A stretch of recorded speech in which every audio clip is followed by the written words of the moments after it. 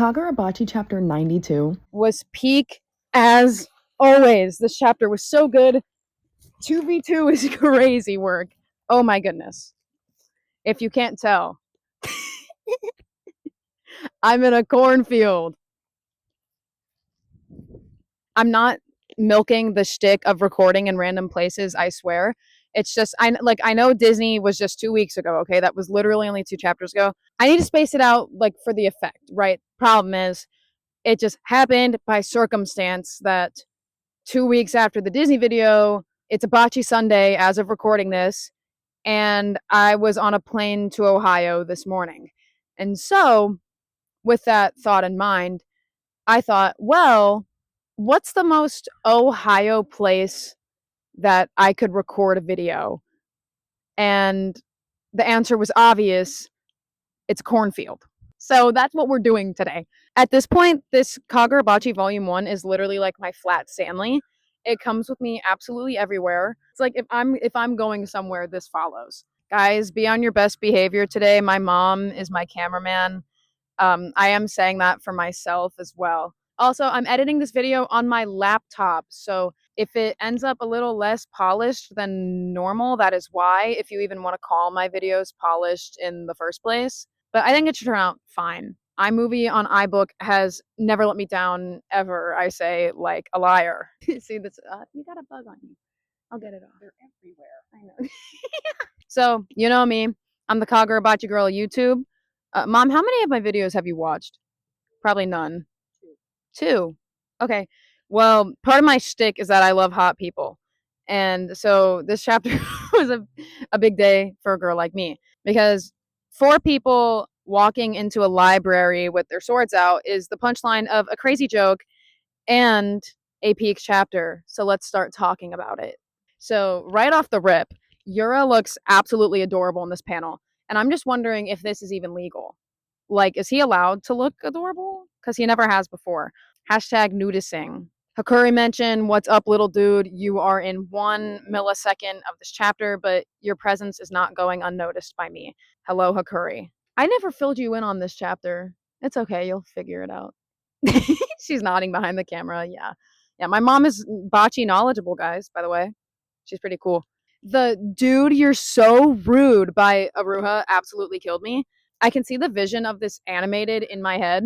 Like Chibi, Uruha, and Natsuki bickering with each other will move mountains in like 4 years when it's animated. So that'll be a big day for a girl like me. When I'm like 24 years old, wow, that's awful and scary. When I'm 24 years old, when this gets animated, wow. There's a lot of crows flying around. What in the high Q is this? The Karasuno crows. Anyway, oh my god, there's bugs crawling on my legs. This is what we get for being in a cornfield. Eek. Yeah, anyways, this bickering will move mountains eventually when it's animated for people like me and also everybody else with amazing taste. These panels is how I knew an amazing fight was about to go down. The framing of all of this is absolutely bonkers. Like seeing Uruha and Natsuki bickering right next to each other, and then Yura and Hokuto framed between them. Peak. Hokuto winking at Uruha while introducing himself. I mean, this is the third time we've gotten the star wink now, I think. Second or third? Second time's the charm, third time's the charm. Either way, I love it. It's so funny. Like, 1, that's hilarious, and 2, Hokuto, I know what you are. Oh, wait. There you go. I'm better at winking with that eye. I probably looked really stupid doing that. No stars coming out from my winks. This was fucking crazy. Oh my god. The reveal that Hokuto's puppet, just a puppet, is the one that killed Kunishige? Like, what do you mean that Hokuto dealt the final blows on both Misaka and Kunishige? Like, the puppet is what took him out. I mean, it's not like Kunishige was a fighter or anything, but like that confirmation is like a big deal. Like, this is new information that we've been kind of wondering for a while. People were making their bets like, was it Hokuto? Was it the girl that we still don't know her name? Was it Hat Shaku? Now we know it's Hokuto. And he did 2 at the same time, which is actually crazy. The fact that Hokuto revealed the double whammy of killing both Misaka and Kunishige, was bold as hell when he's fighting Natsuki and Uruha of all people. Like, that's probably the last people you want to tell that to, okay? Outside of telling like Chihiro and maybe like Shiba and Azami, Aruha is probably the fourth most person that you do not want to tell that you killed Kunishige. Like, that was his dog. Considering that Aruha like literally said that he lost his will to live after Kunishige died, and then you're parading around like, oh yeah, by the way, I'm the one that killed Kunishige. I stabbed him in the heart with a katana. You just said that to the wrong bitch. Oh my gosh. And then he gets ratioed later, but we'll get there in a second. And then obviously telling Natsuki that you killed his brother is also crazy. I mean, like, makes sense. It's Hokuto. So, like, I'm not shocked by this behavior. But, like, dude, that is the last people you want to tell those things, man. But I love the tension that builds. And like I said, makes sense why he would do that. That tension is crazy because now, like, this fight is so much more personal than it already was. T. So speaking of that ratio, this panel is actually crazy and beautiful. Well, beautiful in the artistic sense. I guess someone getting their hand chopped off isn't really all that pretty necessarily, but it's perfectly drawn. The dimension of it, like the angle from above, the hand, like that. I feel like that's got to be a hard angle to draw, but I mean, so is fisheye lenses, and so is literally everything Hokuzono does. So I can't say I'm surprised in the slightest again. But yeah, no, that panel is so good. And then Natsuki flipping over Uruha was also badass as hell.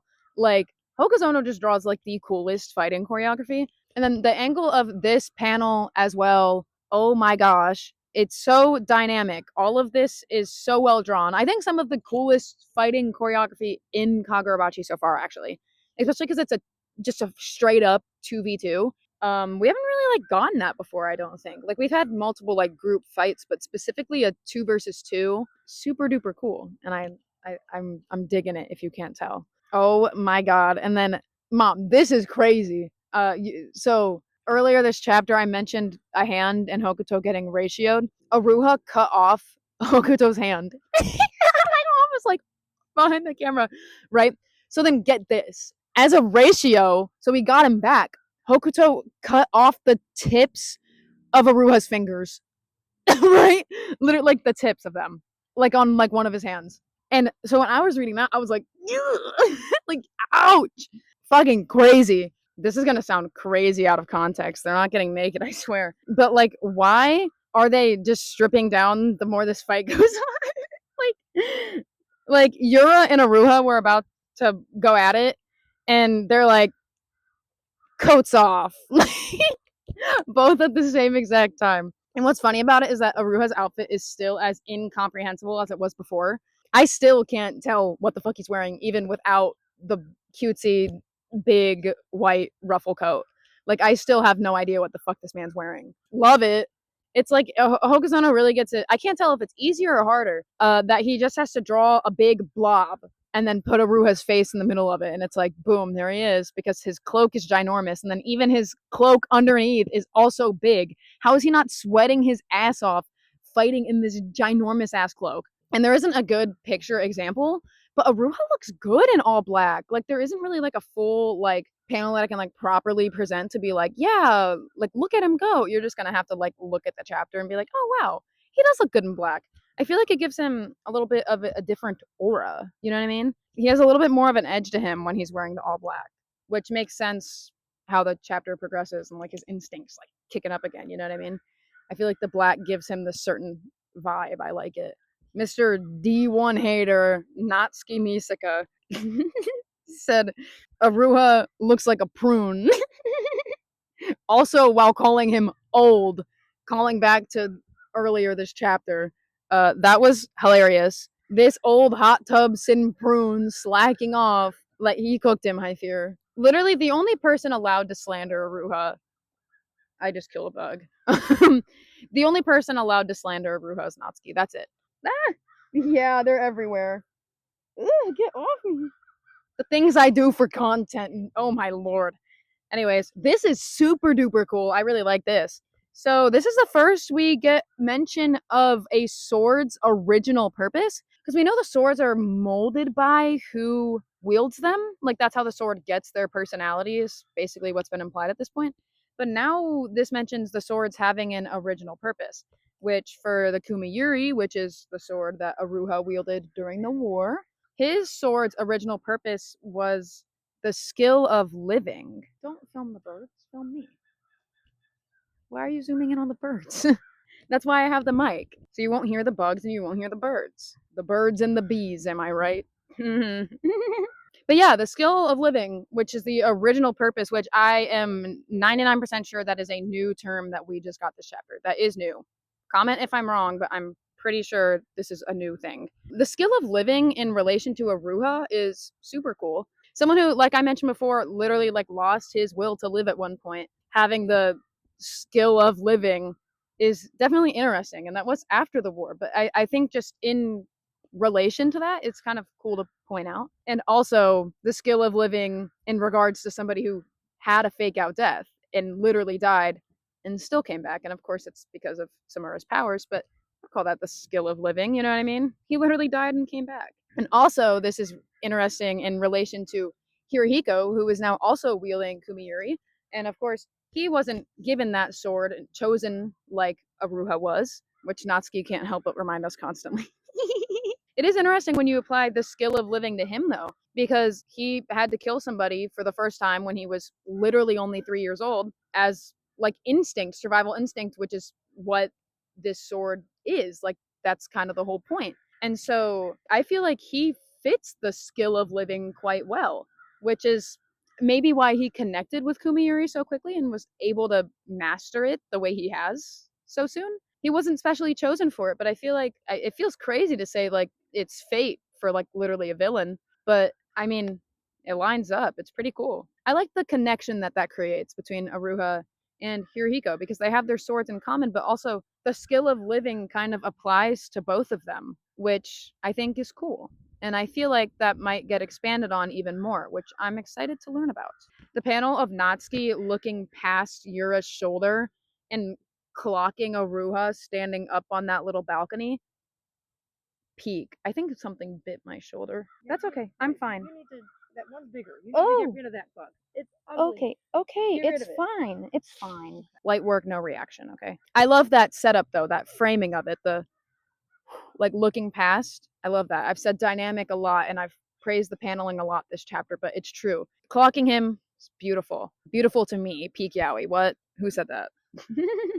This Uruha panel is so gorgeous. Oh my gosh. I hope I'm not peeking the mic right now.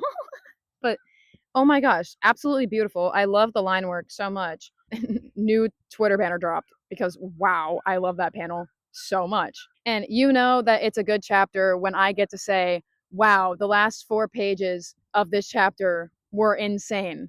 And I get to say that for this chapter. I got to say this for, you know, a chapter like chapter 74, which is like literally one of the most notorious Bachi chapters at this point, possibly the most. Like stunning, beautiful, moved mountains. We got blood splatters here. We're literally fucking underwater, I think. Like, what the actual hell? It's so good. It's so good. We're literally mogging underwater, and this is the Kagurabachi difference, baby. Yeah, this is why I'm the Bachi girl YouTube. This chapter didn't stray too far from expectations content-wise. It was pretty easy to predict that we were going to pick up right where we left off, and we did. That being said, the execution was perfect. This chapter is a perfect example of why I love Kagurabachi so much, truly. Like, this was so amazing. So it has been 7 chapters now without Chihiro, which is a lot, especially because he is the main character of Kagurabachi. 7 out of 92 chapters is a decent chunk at this point. And I know for a lot of people they're not really too big of a fan of that. However, I don't mind at all. Not that I don't miss Chihiro and adore him and love him so much, because I do. Chihiro's literally one of the protagonists of all time, okay?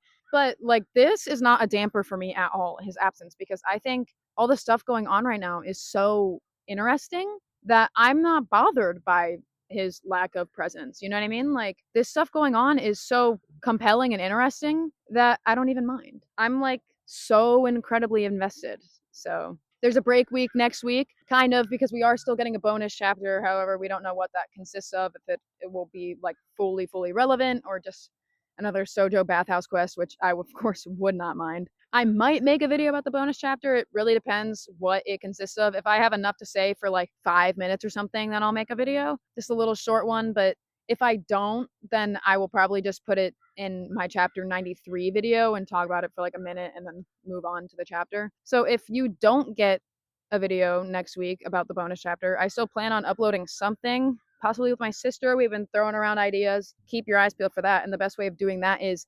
subscribing. Yeah, subscribe, because I'm in a cornfield covered in bugs. Also, like this video. Like, you like Kagurabachi. I like Kagurabachi. My mother, my cameraman, likes Kagurabachi. Yeah, yep, she's nodding. Hell yeah, mama. Comment as well. Comments are my favorite. I say this every time. I'm on a podcast as well. Kaminabi headquarters. We have great times over there. This episode that's about to get uploaded, we had a great time filming it. Check that out. I hope you enjoyed the Ohio special. I know I kind of did. Could have done without the bugs, but comedy. Bye, but don't end it yet. Don't end it yet, because it's time to address the nations.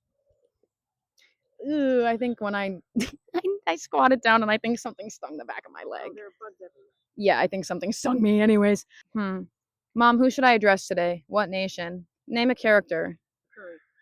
Hakuri Nation. He may have only had one panel today and it was super little, but he killed it. He fucking killed it. His presence is always relevant and glorious and lovely. Our goat is goated. So yeah, name one more character for me. One more character for me. Good measure. Uruha Nation. We are fed so well constantly. Do you want to address the Uruha Nation, Mom? What do you have to say? Uruha Nation. It was a good day. Fuck yeah, it was. Word. Mic drop.